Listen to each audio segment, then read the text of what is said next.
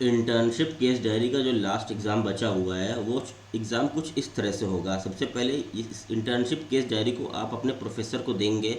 एक क्लासरूम के अंदर ऐसे कोई पैनल बना रहेगा। आप मान लीजिए कोई एफिलेटेड कॉलेज से हैं, लखनऊ यूनिवर्सिटी के, तो ये 4 प्रोफेसर आपके अपने खुद के कॉलेज के होंगे। एक प्रोफेसर मेन कैंपस से आएंगे। तो ऐसा कोई पैनल बना रहेगा। तो आप यहाँ पे रहेंगे, आप अपनी केस डायरी ले आके देंगे यहाँ पे। तो आपसे वह वाइवा लेंगे। वाइवा सिर्फ और सिर्फ इस केस डायरी के बेसिस पे लिया जाएगा। तो मोस्ट प्रोबेबली आप इस केस डायरी को सबसे अच्छे से पढ़िएगा सबसे पहले। उसके बाद ये पॉसिबिलिटी बिल्कुल भी नहीं है, जीरो पॉसिबिलिटी है कि पूरी केस डायरी आपकी पढ़ेंगे बैठ के। तो वह आपसे क्वेश्चन किस बेसिस पे पूछेंगे, सिर्फ और सिर्फ इंडेक्स के बेसिस पे। तो आप इंडेक्स को काफ़ी अच्छा और काफ़ी अट्रैक्टिव बनाइएगा। फ्रंट पेज कुछ ऐसा रहेगा आपका। आपको अपना नेम लिखना है, रोल नंबर लिखना है, और अपना कोर्स बताना है आप किस कोर्स में है, और अपने कॉलेज का नाम लिखना है। आप जिस भी कॉलेज से बिलोंग करते हैं वो कॉलेज का नाम यहाँ लिखिएगा। और आपने किन एडवोकेट सर के अंडर इंटर्नशिप किया है उनका शुभ नाम लिखिएगा यहाँ पे। और चैम्बर नंबर, उनका चैम्बर नंबर क्या है, हाई कोर्ट में चैम्बर है उनका तो वो मेंशन करिएगा। अगर उनका चैम्बर लोअर कोर्ट यानी कैसरबाग में भी है तो उसको भी मेंशन कर दीजिएगा। आपकी इंटर्नशिप ड्यूरेशन कितने मंथ की रही है, या कितने टाइम पीरियड की रही है, या 21 दिन की रही है, या 30 दिन की रही है, उसको क्लियरली एक्सप्लेन करिएगा। यहाँ पे लिख दीजिएगा, साफ साफ डेट मेंशन करिएगा। टेन्योर मत लिख दीजिएगा सिर्फ 30 दिन, नहीं, यहाँ पे डेट लिखिएगा। उसके बाद से नेक्स्ट पेज देख लीजिए, डिक्लेरेशन होगा यानी घोषणा। आप घोषणा करते हैं कि इस फाइल के अंदर जो भी लिखा है वो सब सत्य है, कोई भी मनगढ़ंत चीज़ नहीं है। और क्योंकि डिक्लेरेशन जब देखेंगे एग्जामिनर तो वो लगेगा कि हाँ आपने सच में किसी केस डायरी पे रिसर्च करके केस डायरी बनाई है अपनी। तो यहाँ पे आई अपना नेम लिखिएगा। डिक्लेयर कि आप डिक्लेयर करते हैं कि आपने हाई कोर्ट लखनऊ में इंटर्नशिप किया है। इंटर्नशिप करते हुए आपने क्या सीखा, केस स्टडी किया, आपने रिट पिटीशन देखी, लीगल रिसर्च किया, ये सब चीज़ें आप इसके अंदर लिखिएगा। और लास्ट में अपना सिग्नेचर यहाँ पे मारिएगा।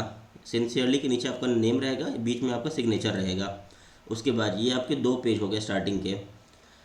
तीसरा पेज देख लीजिए। तीसरा पेज इंटर्नशिप सर्टिफिकेट रहेगा। इंटर्नशिप सर्टिफिकेट में होगा कि आपका साइन यहाँ पे नहीं रहेगा, आपके एडवोकेट सर का साइन रहेगा, और यहाँ पे उनका स्टैंप रहेगा। वह स्टैंप करते हैं तो इसको स्टैंपिट करवा लीजिएगा, अच्छा प्रभाव पड़ेगा। और यहाँ पे एडवोकेट सर का नेम रहेगा। उनका फिर से चैम्बर का नाम यहाँ मेंशन करना है क्योंकि ये इंटर्नशिप सर्टिफिकेट है। और इंटर्नशिप सर्टिफिकेट किस डेट को जारी हुआ है वो आपको यहाँ पे लिखना है, डेट मेंशन करनी है। फिर यहाँ पे ऊपर देखिए, this is to certify that, यहाँ आपका नेम रहेगा कि all law student of dash college, यानी जिस भी कॉलेज के बिलोंग करते हैं, has successfully completed internship under my guidance. यानी माई गाइडेंस का मतलब हुआ ये एडवोकेट सर जारी कर रहे हैं। और इंटर्नशिप ड्यूरेशन यहाँ पे फिर से आपकी डेट पड़ेगी, और ड्यूरेशन में सिर्फ और सिर्फ दिन पड़ेगा, कितना दिन आपने इंटर्नशिप किया है। इस तरह एक सर्टिफिकेट बनेगा। इसका भी लुक काफ़ी अच्छा रहेगा क्योंकि एग्जामिनर जब आएगा तो ये आपको देखेगा इंटर्नशिप सर्टिफिकेट। और आपसे ये भी पूछ सकता है कि अगर आप हाई कोर्ट में इंटर्नशिप किए तो हाई कोर्ट और लोअर कोर्ट में क्या अंतर है, किस टाइप के केसेस होते हैं। और आप जान लीजिए आपको इंडेक्स इंडेक्स को काफ़ी अच्छे से प्रिपेयर करना है क्योंकि एग्जामिनर आपकी फ़ाइल बिल्कुल भी नहीं पढ़ने बैठेगा वहाँ पे। इंडेक्स देख के वह आपका क्वेश्चन पूछेगा इंडेक्स से ही, क्योंकि केस डायरी आपकी 20-21 पन्ने की होगी तो वह नहीं पढ़ेगा पूरी। केस इंडेक्स अच्छे से प्रिपेयर करिएगा। कोई केस अगर ट्रिब्यूनल अपील का था तो सीआरपीसी के बेसिस पे फाइल हुआ होगा ऑब्वियसली, तो आपको उसके नीचे ऐसे न्यू सेक्शन डाल के इंडेक्स में बीएनएसएस का भी वर्णन कर देना है। सेक्शन मेंशन कर दीजिएगा ताकि एग्जामिनर को आसानी रहे, क्वेश्चन यहाँ से भी बना सकता है वो। आपको खुद ही उसको क्वेश्चन देने हैं, ऐसा समझिए। फिर जो केस डायरी डे 1 में क्या हुआ, आप सबसे पहले हाई कोर्ट गए। हाई कोर्ट जाते ही आपने देखा वहाँ पे इन्वायरमेंट कैसा था, आप वहाँ पे अपने सीनियर से मिले। सीनियर के बाद आप सीनियर के स्टोनों से मिले। स्टोनों के बाद अपने उनके पियोन से मिले। पियोन के बाद से आप सारे जूनियर एडवोकेट से मिले जो भी उनके अंडर इंटर्नशिप कर रहे थे। फिर आप ओवरऑल एक हॉलिस्टिक व्यू लिया आपने हाई कोर्ट का, कहाँ से, आरओ ऑफिस से, कैंटीन का। फिर आपने कोर्ट रूम विज़िट किया। तो इस तरह थ्रू आउट फर्स्ट डे आपने कुछ प्रोसीडिंग नहीं सीखी।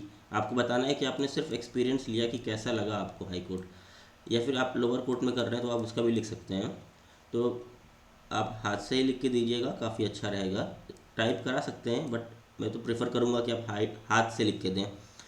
तो ये आपका डे 1 हो जाएगा। और सिमिलरली अगर आप डे 2 पे चलेंगे तो ऐसे डे 2 लिखिएगा, कोर्ट विजिट डे 2, उसके अंदर लिखिएगा, मान लो केस लगा था एनआई एक्ट का, तो एनआई एक्ट लिख के सेक्शन 138 यानी चेक बाउंस का केस था। उसके अंदर आपको क्या लिखना है, फैक्ट। यहाँ पे फैक्ट क्या, मामला क्या था, फैक्ट इन इशू क्या था, विवादित तथ्य, उसके बाद आपको यहाँ पर लिखना है पिटिशनर। पिटिशनर ने क्या स्टेटमेंट दिए, क्या ग्राउंड लिए, फिर डिफेंस, डिफेंस ने क्या कहा, फिर आखिरी में जजमेंट। जजमेंट कोर्ट ने क्या कहा, कोर्ट ने स्टे लगा दिया, कोर्ट ने कहा कुछ टाइम दिया है।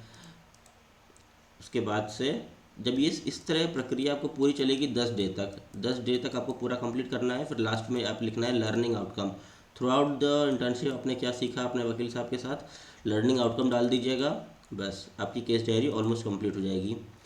तो इसी बेसिस पे आपको नंबर भी मिलने वाले हैं। तो आप ध्यान दीजिएगा कि इसको सीरियसली लीजिएगा और काफ़ी अच्छे से दीजिएगा। 100 मार्क्स का रहेगा, तो अगर आप अच्छा परफॉर्म करेंगे, कुछ नहीं तो आपको 75 से 80 नंबर तो आपको एग्जामिनर दे के ही जाएगा। क्योंकि मुश्किल से आपसे 4 क्वेश्चन पूछेगा, और 4 क्वेश्चन पूछेगा, उसे कई बच्चों का वाइवा लेना होगा। तो जहाँ तक मेरा अनुमान है, इंडेक्स पे ज़्यादा फोकस करिएगा। मैंने काफ़ी फैकल्टी से भी चर्चा करके इंडेक्स के बारे में आपको बता रहा हूँ।